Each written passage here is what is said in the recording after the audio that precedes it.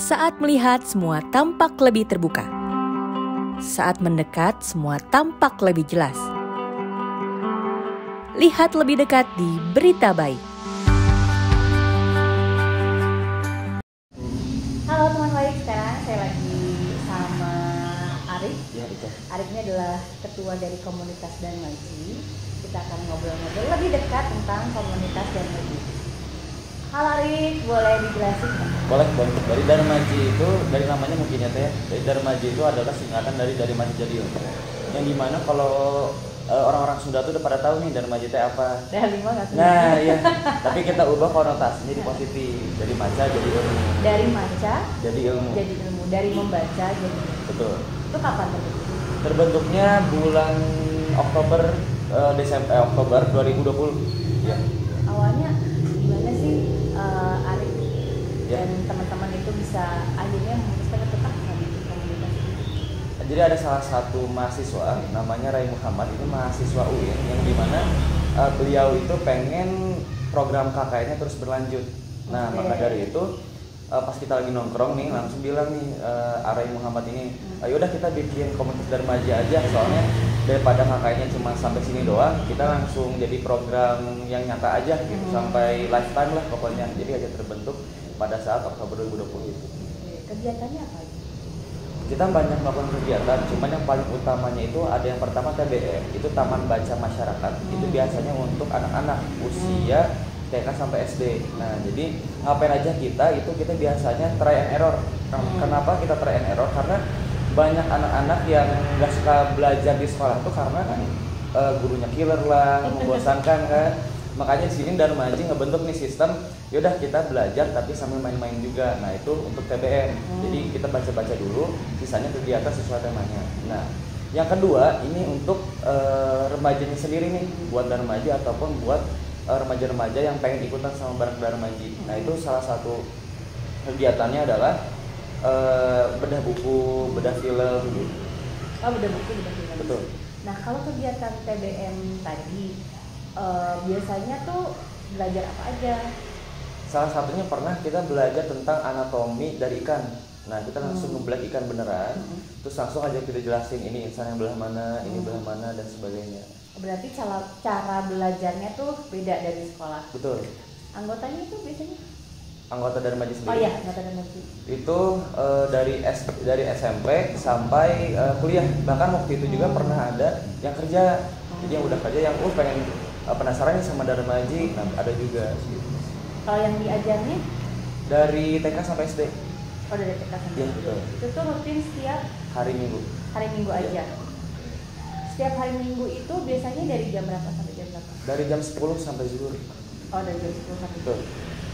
Oke, dari kegiatannya tuh kan tadi kan bilangnya pengen mengubah suasana belajar di sekolah yang biasanya kaku, terus jadi lebih fun dengan bermain sambil belajar. Misalnya aktivitasnya kayak gimana? Jadi yang salah satunya tadi yang try and error itu, dan keduanya kita biasanya adain semacam games gitu. Jadi semacam gamesnya tuh langsung sesuai sama materi yang udah kita ajarin. Jadi contohnya kita belajar anatomi ikan. Nah, kita belajar kayak tebak kata, cuma dari satu kata gitu. Jadi misalnya ikan bernafas dengan apa? Insan dan sebagainya gitu. Apa sih sebenarnya yang mendasari atau yang bikin Arif sendiri saya pengen ngeluangin waktu saya di komunitas ini? Karena pada awalnya kan Indonesia tuh ada di urutan ketiga paling akhir ya, di dalam literasi di dunia gitu, di suatu data yang ada di website. Maka dari itu Arif dan teman-teman tuh merasa nih bahwasannya Arif sendiri dan teman-teman sendiri juga merasa kita literasi itu masih kurang loh gitu. Makanya kalau misalnya yang susah itu kan biasanya kalau udah besar ya, kalau misalnya udah susah untuk literasi, kesannya susah lagi gitu. Maka dari itu ya udah kita coba untuk konsisten, kita coba untuk istiqomah untuk ngebentuk si komunitas Darmaji ini untuk terus lanjut nih biar membangun literasinya tapi dari umur sedini mungkin gitu. Tantangannya apa? Tantangan banyak banget, apalagi di awal-awal tuh kita pernah buat perizinan tempat, karena kan Darmaji itu pada awal-awalnya masih wah apa nih Darmaji kan, apalagi kalau orang Sunda kolot mah wah Darmaji mau ngapain nih gitu kan. Nah itu awalnya yang pertama pasti perizinan tempat itu susah banget pada awalnya. Bahkan ini kan termasuk RW 4 ya. Sedangkan Darmaji itu terbentuk ada di RW 08 gitu di wilayah Arif. Nah itu sudah susah banget karena emang dari tetangga-tetangganya nih, wah ini apa sih, wah corona apa namanya kumpul-kumpul terus nih gitu kan. Dari situ kan susah nih kita nyari tempat lagi sini, kita nyari tempat lagi sini, sampai akhirnya kita nemuin yang sampai sekarang tuh dijadiin tempat ngaji Darmaji, yaitu RW 04 di sini. Di sini sama taman. Iya betul. Selain itu kan ngurusin anak kecil itu nggak mudah ya gitu. Ada yang fokus maunya belajar, ada yang maunya main-main aja, ya. Ada yang misalnya minggu ini datang, besoknya nggak datang. Nah itu gimana cara teman-teman di Darmaji buat merangkul dan ngatasin? Karena kebetulan banget dan alhamdulillah banget anggota dari kita tuh semuanya suka anak-anak. Iya.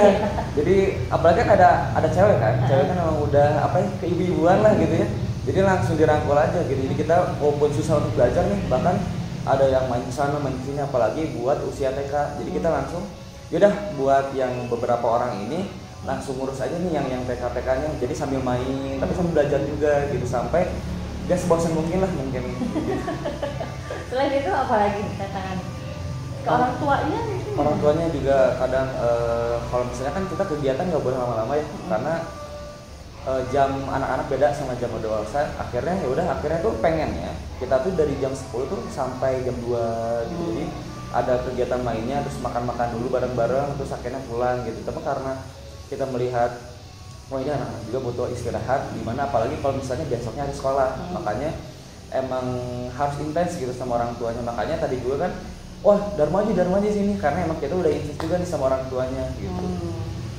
Nah kalau misalnya ketika belajar itu kan pakai tools ya, ada buku, alat tulis dan lain-lain. Sejauh ini tuh dari mana? Apakah anak-anaknya sendiri atau dari? Alhamdulillah. Jadi kita tuh menghubungi salah satu Perpusnas nasional dan kita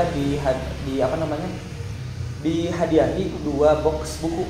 Oh iya, 2 box buku sama dari teman-temannya juga, dari teman-teman kita misalnya, buku yang nggak kepake buat anak-anak kira-kiranya apa nih gitu ya. Jadi langsung dikumpulin dari per anggota. Jadi 50 anggota itu ngebagi ngasihin buku-buku yang udah nggak dipakai, dikumpulin terus sama dari beberapa inventor. Jadi kalau misalnya investor, jadi kalau misalnya jadi kita kan biasanya ada sosial media kan. Yeah. Kalau misalnya ada yang lihat nih salah satu instansi atau misalnya perusahaan, bang pengen nyumbang buku juga, jadi banyaknya buku itu dari situ juga orang-orang baik yang sekitar sini. Tapi volunteernya itu enggak berbayar atau enggak? Enggak. Jadi kebetulan langsung ini untuk Darmaji kayak gitu. Iya makanya keren. Nah, kedepannya nih harapan dari Darmaji sendiri kan sekarang baru ada di Jalan Margahayu, Kelurahan Majalengka, Kota Bandung. Nah, harapannya kedepannya apa sih buat dari Darmaji ini? Buat Darmaji sendiri keinginannya tuh bisa sampai ke pelosok-pelosok. Gitu, apalagi alhamdulillah waktu itu kemarin itu kan ada perkumpulan komunitas ya yang sama Teknida juga, makanya wah ini bisa banget nih kita dari channel ini untuk ke pelosok-pelosok. Kenapa waktu dulu tuh kita belum bisa menyempatkan waktu? Karena yang pertama kesibukan dan yang kedua kita nggak tahu nih kita harus pergi kemana gitu. Akhirnya dengan ditemuinnya komunitas yang tadi itu kita bisa lebih ke pelosok lagi. Jadi keinginan Arik sendiri sebagai ketua pengen menyebarkan bahwasannya literasi itu penting loh gitu. Walaupun sekarang udah gak harus buku, teman digital pun kita bisa sambil literasi gitu, literatur digital dan sebagainya. Harapannya buat kolaborasi kedepannya sama pihak lain atau sama instansi pemerintah misalnya ada nggak? Ada banget karena semakin banyak kolaborasi otomatis semakin banyak kegiatan yang bisa kita lakuin gitu. Jadi kan kita bisa bareng-bareng untuk meningkatkan literasi di Indonesia ini gitu. Dari Arik sendiri nih sebagai personal gitu ya, apa sih yang mendorong Arik pada akhirnya oke, saya mau terlepas dari tadi yang awalnya siapa gitu yang memulai dorongan dari dalam diri Arik sendiri untuk bisanya saya mau meluangkan waktu saya buat gitu. Kalau dari Arik sendiri mungkin karena empati Arik itu lumayan tinggi ya, bisa dibilang. Kalau empatinya nggak tinggi nggak mungkin. Jadi waktu ada beberapa saatnya ngelihat orang-orang yang nggak bisa sekolah itu sedih banget gitu. Apalagi pas lagi naik motor gitu kan, pulang kerja atau pulang dari teman, wah ini umur segini Arik aja udah bisa sekolah nih, kasian banget gitu, untuk umur segini belum bisa bersekolah. Jadi Arik pengen banget untuk ngebantu mereka gitu pada awalnya, karena setiap ngelewatin suatu jalan, kalau bisa lihat, karena sekarang kan banyak banget yang di bawah umur udah ngamen ya kayak gitu kan, udah jualan tisu, mohon maaf. Nah dari situ pengen banget nih buat masa kecil mereka yang udah kergut, pengen banget nih kita berikan yang seharusnya gitu, dari pendidikan gitu ya, walaupun gak seberapa tapi setidaknya kita mengajarkan bahwasanya literasi itu penting. Terus apa lagi yang membuat kamu resah atau cita-cita kamu yang pengen kamu wujudin gitu secara pribadi? Arik tuh punya cita-cita pengen dibantu orang-orang, semua orang yang Arik lihat gitu. Salah satu itu walaupun egois ya teh, karena gini, ada satu momen di mana jadi pengamennya tuh jam 12 malam teh, ada 12 malam dan dia tuh entah gimana ya, si senyumannya tuh senyuman dan kepedihan teh gini. Karena pas lagi nyanyi-nyanyi, lagi si pengamen lagi seru-seru, mohon maaf, si mobilnya tuh keburu maju. Iya, jadi kayak si senyum teh senyum depres gitu kan. Terus akhirnya dari situ Arik kayak pokoknya aku pengen banget ngebantu orang-orang yang misalnya kesusahan, pengen banget dibantu sampai setidaknya mereka bisa apa langsung Arik bantu gitu, untuk bisa dibilang bridging gitu untuk mereka.